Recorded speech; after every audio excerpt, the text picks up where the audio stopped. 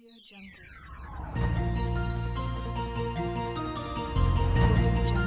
A new high school, millennial voices, and kids picking the president.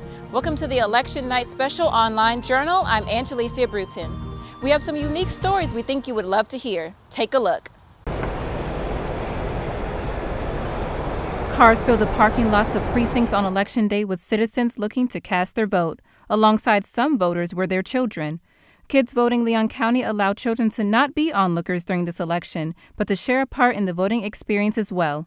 Children were able to vote at some of the precincts that were in the official elections. Chair of Kids Voting Leon County, Katie Ibarra, says kids understand more about politics than we think. They were going to vote for. Then we also had some parents who had really discussed the issues of the solar power amendment and the first responders amendment. I mean, they really had gotten engaged with their children. So I think that's another part of the aspect that we like to provide, is having their parents work with them and teach them and kind of explain to them the different topics on the election. According to past elections, children tend to vote Democratic. It is too early to predict who our young voters have elected, but results will be available the day after elections. For News 20, I am Angelicia Bruton. More newly constructed single-family homes are on their way. Florida's housing market wrapped up 2016 with more new listings than the previous year, according to data released by Florida Realtors. And with the population in Tallahassee steadily growing, new home construction is just getting started. Lynn Edwards, executive officer of the Tallahassee Builders Association, says buyers may be hesitant to purchase a home due to Florida's interest rates on mortgages increasing. It's the younger ones and the first-time home buyers that it would affect. And yes, for affordable housing, that would be devastating to go backwards. Florida's interest rates have not affected sales for Jason Gosvini, vice president of Premier Fine Homes. Gosvini says the issue is a limited amount of lots, but builders are making room for new development. There's not a huge industry that helps drive salaries for people, and so therefore not a huge industry that helps drive people buying homes. So therefore Tallahassee's lacked development, and luckily here, just in the past few years, the market has done a little bit better and therefore driven the need for lots, which has then therefore driven the need for development in Tallahassee. Gosvini also says his sales have not been affected by interest rates due to buyers feeling a sense of urgency to purchase now before the next increase. Bulldozers like this one are being used to develop acres of new homes in Tallahassee.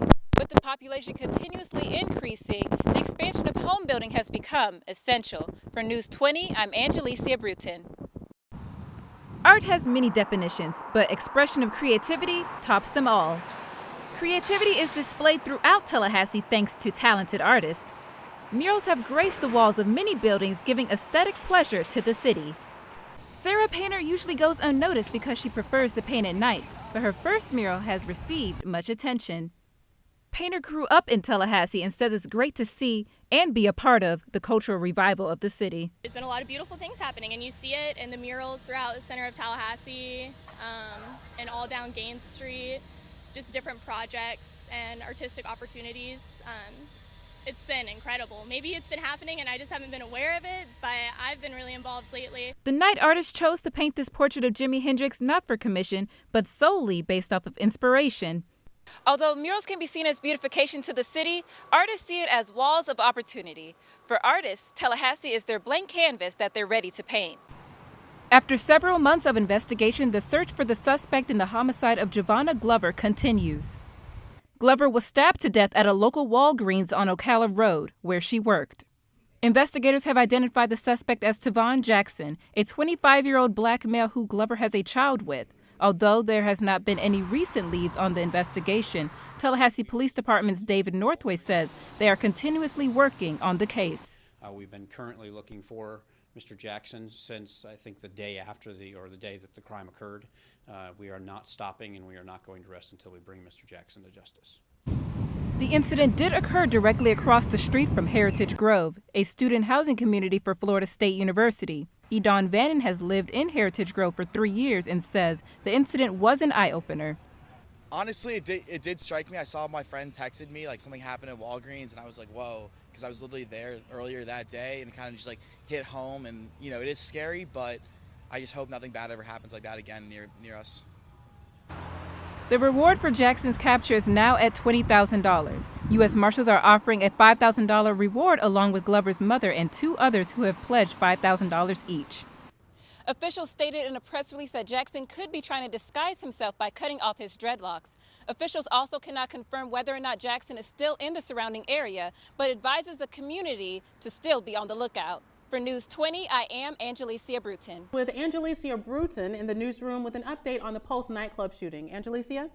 That's right, Cara. Circuit Judge Margaret Schreiber ruled Monday that the phone calls during the Pulse nightclub shooting should be public. The phone calls captured police officials communicating with the mass shooters. Authorities say during the 3-hour standoff at the nightclub, police can be heard asking Omar Mateen what kind of vest he is wearing and if he had an accomplice. 1/3 of the calls have not been released. The judge allowed families to testify, and some opposed to release, and others would like them to be public to understand what happened that night. I'm Angelicia Bruton in the newsroom. Now back to you at the desk. Angelicia Bruton tells us more about this story live in our studio. Angelicia? That's exactly right, Cara. A New Jersey man jumped off of a 100-foot tall bridge with his 2 toddlers in hand after a fight broke out in his home. New Jersey police responded to a domestic dispute call after the man's wife says her husband left the house with their 2 sons, a 1-year-old and a 3-year-old, threatening to harm them. Using the GPS signal from his cell phone, authorities found the man's empty vehicle on the shoulder of the interstate.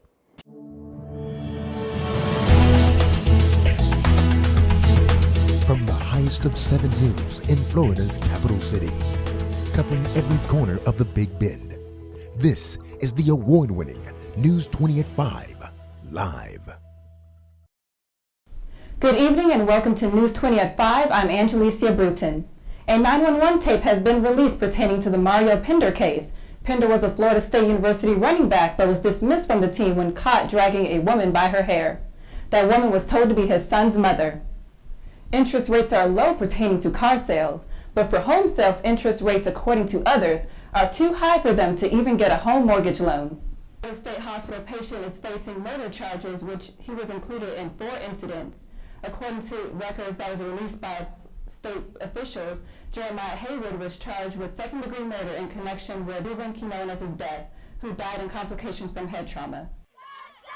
It's Saturday morning and Coach Anatole Cloud is up early. However, today he is not coaching his Grady County Titans. Instead, he is among the many parents watching their sons play football. Millions of young boys play Pee-wee and youth tackle football annually around the country. They're lean, they're mean, and some aren't even 13. Their gear is meant to protect them from injuries, but sometimes the gear fails, which causes worries for many parents. Dr. Daniel Petty at the Tallahassee Orthopedic Center says he sees many young football players come into the center with concussions. We built this city. We built this city on rock and roll. Built this city. We built this city on rock and roll. Tallahassee, Florida has seen significant changes in infrastructure within the last 20 years. Shopping malls, new businesses, beautiful parks, and lots of trails are just some of the new projects that have blossomed in the city. With each new development, some would argue that Tallahassee is losing its small-town history and creating more of a big city feel. It's unknown exactly why Tallahassee began making changes toward urbanization. But one thing is certain, Blueprint 2000 has had a hand in many of the city's major projects, including Cascades Park and the FAMU Way development. I gotta stay awake.